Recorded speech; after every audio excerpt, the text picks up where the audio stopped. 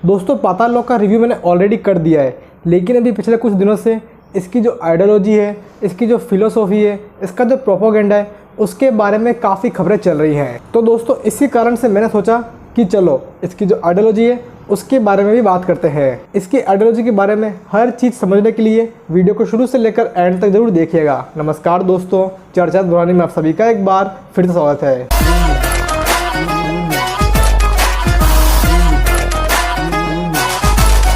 तो दोस्तों पाताल लोक के बारे में आजकल बहुत ज़्यादा खबरें चल रही है।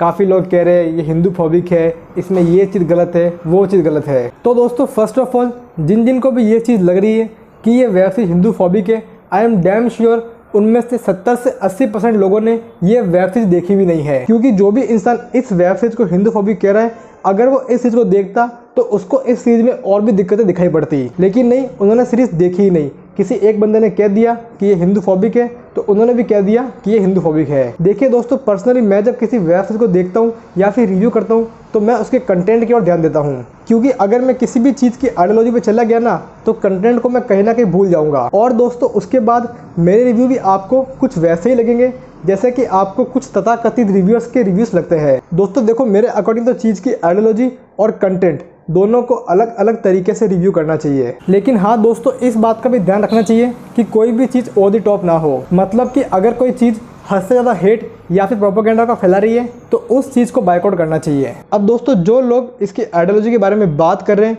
वो ये चीज़ कह रहे हैं कि इस चीज़ के अंदर हिंदुओं को काफ़ी गलत दिखाया गया है। यहाँ पर मुस्लिम्स के लिए सॉफ्ट कॉर्नर रखा है, साथ ही ये बताया गया कि किस तरीके से पुलिस वाले मुस्लिम से नफरत करते हैं। अब देखिए दोस्तों, जो बात चल रही है मुस्लिम से नफरत करने वाली, उस चीज़ का रेफरेंस आपको सिर्फ एक सीन में देखने को मिलता है और इन लोगों ने उस सीन का मतलब भी गलत निकाला है। एक सीन के अंदर पुलिस वाले अंसारी को मुल्ला मुल्ला कहते हैं और वहाँ पर ये चीज़ इसलिए कही गई क्योंकि जो अपराधी था वो भी मुसलमान था। इसके अलावा दोस्तों आप पूरी सीरीज उठाकर देख लो, कहीं पर भी जो अंसारी का कैरेक्टर था उसे गलत नहीं कहा गया है या फिर उसकी बेइज्जती की गई हो, ऐसा भी कोई सीन आपको देखने को मिलता नहीं है। और दोस्तों रही बात पुलिस द्वारा मुसलमान को कटुआ कटुआ कहने की, तो यार थाने में जाके देखो, पुलिस वालों की लैंग्वेज ही ऐसी होती है। अब दोस्तों इसके बाद लोगों का कहना है कि यहाँ पर मुसलमानों के प्रति सॉफ्ट कॉर्नर रखा गया है। तो देखिए दोस्तों, यस, यहाँ पर जो भी कैरेक्टर्स थे उनकी आपको एक बैक स्टोरी देखने को मिलती है जो कि ये चीज़ एक्सप्लेन करती है कि ये लोग अपराधी क्यों बने। लेकिन दोस्तों यहाँ पर इन्हें किसी भी एंगल पर विक्टिम की तरह पेश करने की कोई भी कोशिश नहीं की गई है और ना ही इन कैरेक्टर्स की कहानियों को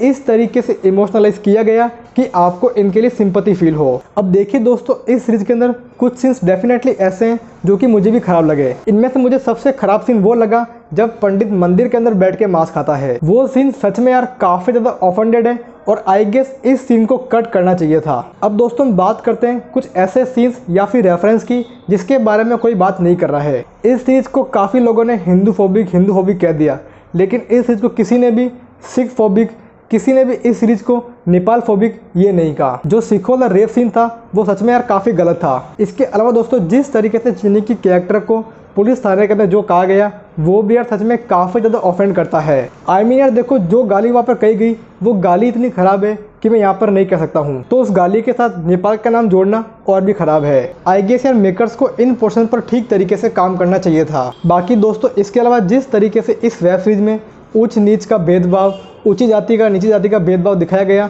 वो यार सच में इस समाज की रियलिटी है। क्योंकि दोस्तों हमारे देश में आज भी कई सारे गांव ऐसे हैं जहां पर ऊंच नीच का भेदभाव आपको देखने को मिलता है, जहां पर ऊंची जाति वाले नीची जाति वालों को अपनी पैर की जूती मानते हैं। देखिए दोस्तों, कुल मिला के मेरा ये पॉइंट है कि हर चीज़ के अंदर आइडियोलॉजी को लेके आना गलत है, क्योंकि ये चीज़ें आपको काफ़ी ऑफेंड करती है और फिर आप अनजाने के अंदर ही हेट फैलाने का काम करते हो। दोस्तों एट द एंड मेरा ये मानना है कि आपको अपनी आइडियोलॉजी के साथ साथ ही कंटेंट को भी इंपॉर्टेंस देनी चाहिए, क्योंकि अगर आप सिर्फ और सिर्फ आइडियोलॉजी को देखोगे तो बॉस आप कंटेंट की बात कभी करोगे ही नहीं, जिससे ऑफकोर्स जाने अनजाने के अंदर ही आप ऐसा हेट फैलाओगे जो कि उस कंटेंट ने भी ना फैलाया होगा। अब दोस्तों बात करते हैं कि क्या वेब वर्ल्ड पर भी सेंसरशिप होनी चाहिए या फिर नहीं। तो देखिए दोस्तों, ऐसा है कि अभी वेब सीरीज पे कोई सेंसरशिप नहीं है, इसी कारण से आपको काफ़ी अच्छा कंटेंट देखने को मिल रहा है। अब अगर यहाँ पर भी बॉलीवुड की तरह सेंसरशिप आया तो कहीं ना कहीं जो क्रिएटिव लिबर्टी है वो चली जाएगी। लेकिन दोस्तों फिर भी कहीं ना कहीं आई फील